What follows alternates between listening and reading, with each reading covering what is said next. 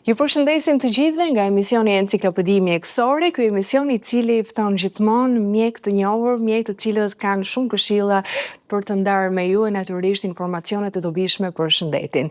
Unë sot kam ftuar në këtë tetor, sepse ne cilësojmë natyrisht tetori roz, një muaj I cili vlen për ndërgjegjësimin për të gjithë zonjat, pa përjashtuar edhe burrat, natyrisht sepse ka të dhëna që janë prekur edhe ata nga kanceri I gjirit. Për mua është shumë kënaqësi të kem në studio mjeken onkologe Esmeralda Sera. Përshëndetje. Shumë kënaqësi doktoresh. Faleminderit të kem në studio. Faleminderit. Do flasim sigurisht për kancerin e gjirit, për ndërgjegjësimin që është I nevojshëm jo vetëm në këtë muaj, që ne cilësojmë më të fuqishëm për ndërgjegjësim, por natyrisht edhe për të gjithë muajt e vitit, pa çka se ndoshta ndonjëherë edhe njerëzit I neglizhojnë, qoftë në disa simptoma të vogla apo edhe ato vizitat që ju shpesh I rekomandoni. Ne do të nisim ndoshta më mirë bisedën me faktorët kryesor që ndikojnë në këtë sëmundje. Patjetër, ne kemi folur shpesh për faktorët kryesor që ndikojnë në shfaqjen e kancerit të gjirit. Disa prej tyre që I shohim më shpesh është trashëgimia me të gjitha gratë që kanë trashëgimi dhe që kanë mutacione gjenetike që I kemi përmendur shpesh, të cilat janë BRCA1 dhe BRCA2, është obeziteti, jeta sedentare, menstruacionet në moshë të re, menopauza e gjatë në një moshë më të madhe, është lindja e fëmijëve në një moshë më të madhe, gratë që marrin kontraceptiv, pra janë disa nga faktorët e rrezikut që përmenden më shpesh, por duhet theksuar që tek shumë gra, te një pjesë e mirë e grave që na vinë dhe që kanë kancer gjiri, mund të mos ketë asnjë nga këta faktorët që përmendëm më lart. Nuk është e thënë që gjithmonë thjesht janë faktorë rreziku, por kemi parë dhe raste që nuk kanë të bëjnë me këta faktorë. Në përditshmërinë tuaj besoj po hasni shpesh raste doktoresha. Por përpara se të nisim bisedën, më thatë një gjë që mua më vjen mirë, që gratë po ndërgjegjësohen dhe po vinë gjithnjë më shpesh. Çfarë mund të na tregoni në lidhje edhe me këtë? Është e vërtet tetori është muaji I ndërgjegjësimit të kancerit të gjirit, mirë po shikoj se gjatë gjithë vitit gratë janë ndërgjegjësuar dhe vinë bën kontrolle të vazhdueshme, pra nuk presin vetëm tetorin, por kanë kontrolle të vazhdueshme gjatë gjithë vitit. Dhe mund të them që kjo gjë po ndryshon nga viti në vit dhe po ndërgjegjësohen më shumë të gjitha gratë, domethënë po ndërgjegjësohen më tepër. Përmendni gjenetikën, një nga faktorët kryesor. Një nënë e cila është e prekur nga kanceri I gjirit, apo një motër që është e prekur nga kjo sëmundje, tjetra duhet të jetë po aq vigjilente sa që janë edhe familjarët e prekur nga kjo sëmundje dhe si duhet jetë rutina e saj tek mjeku. Po, natyrisht që duhet të jenë vigjilente, por që të themi që kemi trashëgimi gjenetike tek gratë që vuajnë në kancer I gjirit, plotësojnë disa faktorë, duhet që të jenë në familje, të kenë 2 ose 3 familjarë të gradës së parë që vuajnë nga kanceri I gjirit. Pra nuk do të thotë që vuan nëna apo vuan një motra dhe duhet të ketë me do e mos edhe gruaja tjetër e familjes. Pra duhet të jenë të paktën 2-3 gra në familje që kanë shfaq gra të parë familjariteti që kanë kancer gjiri ose sindromin breast ovari, të themi ne, pra të ketë edhe kancerin e ovarit apo kancerin e gjirit. Aty duhet të theksuar që kontrollet gjenetike janë mjaft të rëndësishme. Cilat janë testet që rekomandohen për një diagnostikim të hershëm? Për një diagnostikim të hershëm për sa I përket gjenetikës apo tek çdo lloj gruaje që tek çdo lloj gruaje doktoresha. Ndoshta edhe mund ta përfshin edhe pjesën e gjenetikës, por në përgjithësi. Zakonisht kontrolli I shpesh që u themi grave është vetë kontrolli I tyre. Pra çdo grua duhet ta njohë gjirin e saj në imtësi. Duhet të bëj kontroll një herë në muaj dhe zakonisht një javë pas menstruacioneve. Për gratë që janë në kontrolli fizik, pra çdo grua duhet të shikojë, të njohë gjirin e saj dhe të shikojë çdo lloj ndryshimi që ka, nëse prek një mas apo një ndryshim në lëkurë apo një rrjedhje jo e zakonshme nga gjiri. Si është ndryshimi në lëkurë? Lisi u ndërpres, po janë elemente shumë të rëndësishme. Po patjetër. Ndryshimi në lëkura mund të skuqet, mund të ketë skuqjet e lëkurës. Mund të bëhet lëkura si lëkura e portokallit, që është një shenjë alarmi, që patjetër duhet gruaja të paraqitet. Pra janë shumë shenja që çdo grua duke njohur gjirin e saj do t'i vëri re më shpejt dhe të drejtohet më shpejt tek mjeku për të parandaluar çdo lloj formacioni apo çdo lloj zhvillimi të kancerit avancimit. Po pa shkuar tek simptoma, sepse sëmundja ndoshta ka ato fillesat e saj dhe ne nuk duam që të shkojmë deri tek simptoma që janë shfaqur tani më. Pra të gjitha këto ndryshime të dukshme, qoftë në mas, qoftë në ndryshimet në lëkurë, që shumë mirë bët që i shpjegua që zonja të jenë vigjilente sepse ndonjëherë edhe mund të mos kenë bërë këto kontrolle të rutinë, por tani më po e fusim në kulturën tonë që të jenë në kohë tek mjeku.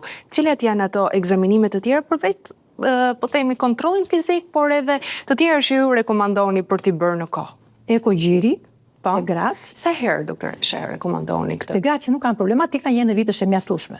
Mbi 40 vjeç pastaj futet mamografia, që është mjaft e rëndësishme në diagnostikimin e kancerit të gjirit, por gjithmonë e shoqëruar me eko të gjirit dhe në rastet që mjeku i shikon të arsyeshme dhe me rezonancë të gjirit. Edhe me rezonancë, po një grua e cila është e diagnostikuar, si do ta ketë rutinën e saj tek mjeku? Një grua që është diagnostikuar varet nga stadi, caktohet mbas nga stadi, nga terapia që i vëm, janë të ndryshme pra ndjekjet që i bëjmë një grua që është diagnostikuar me kancer në bazë të gjitha protokolleve që ndjekim. Cilat janë ato protokolle dhe cilat janë mënyrat më të mira tani më të terapive? Sepse ka ndryshuar, doktoresha, ka evoluar fatmirësisht. Fatmirësisht ka evoluar dhe evolon me hapa gjigant, do themi, dhe trajtimi i gjirit tashmë ka evolucione shumë të mëdha. Kemi gratë që paraqiten me kancer gjiri mund të trajtohen me terapi targetuara, me imunoterapi, me shumë lloj të tjera terapisë të kombinuara që jep mundësinë grave që e kanë në faza fillestare për një prognozë ekselente, po dhe grave që e kanë metastatik kancerin e gjirit të kenë një gjatësi dhe prognozë më të mirë. Si vendoset terapia për çdo grua? Sigurisht është, po themi, unike për secilin rast, por marrim dhe supozojmë atë që është e përgjithshme.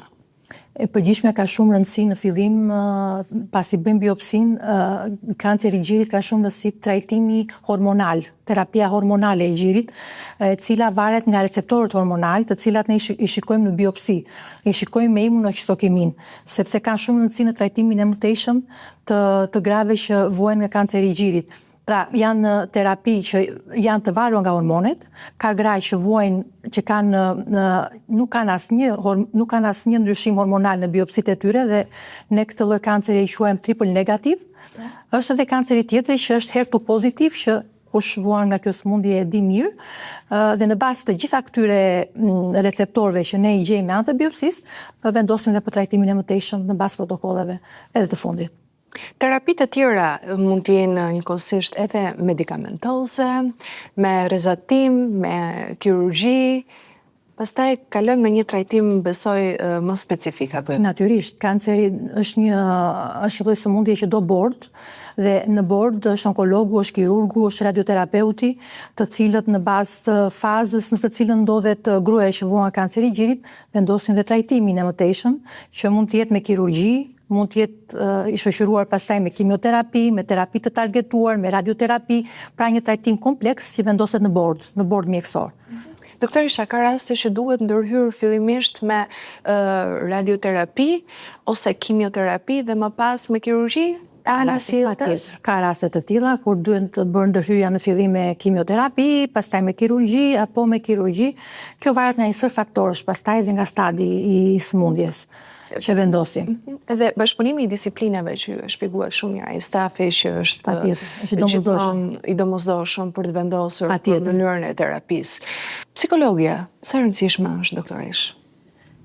Ka një rol shumë të rëndësishëm edhe psikologja në bordin e trajtimit të pacientëve me kancer dhe një rëndësi mjaft të madhe, ka rrethi familjar, rrethi shoqëror i këtyre pacientëve, të gjithë bashkë kryen rolin e tyre në vazhdimsinë e terapisë, në vazhdimsinë e jetës të pacientëve që vuajnë dhe të grave që vuajnë kancer i gjirit, me që jemi në muajin e kancerit të gjirit. Pikërisht në tetorin e roz.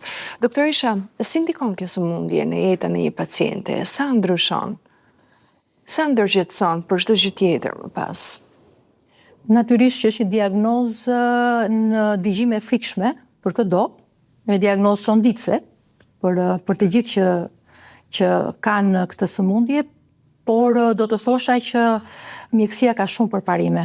ka shumë përparime, ka shumë medikamente dhe tashmë të gjithë pacientët që vuajnë nga kanceri nuk janë më, le të themi në thonjza të dënuar. Ata kanë jetën që vazhdon, pacientët e mia që vuajnë në kancer i gjirit vazhdojnë jetën e tyre, nuk e kanë ndërprerë në asnjë moment. Aktivitetin. Absolutisht. Ato vënë në punë, vazhdojnë jetën dhe kjo i bën ato të ndihen më mirë dhe ta luftojnë më mirë sëmundjen e tyre.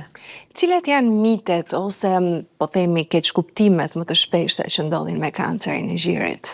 Keqkuptimet më të shpeshta që ndodhin me kancerin e gjirit është që nëse diagnostikohesh me kancer gjirit, do të thotë që ose me çdo lloj tjetër kanceri, mendojnë sikur është fundi në thonjza i jetës së tyre. Nuk është kështu tashmë, sepse çdo gjë ka ndryshuar në onkologji dhe vazhdon të ndryshojë.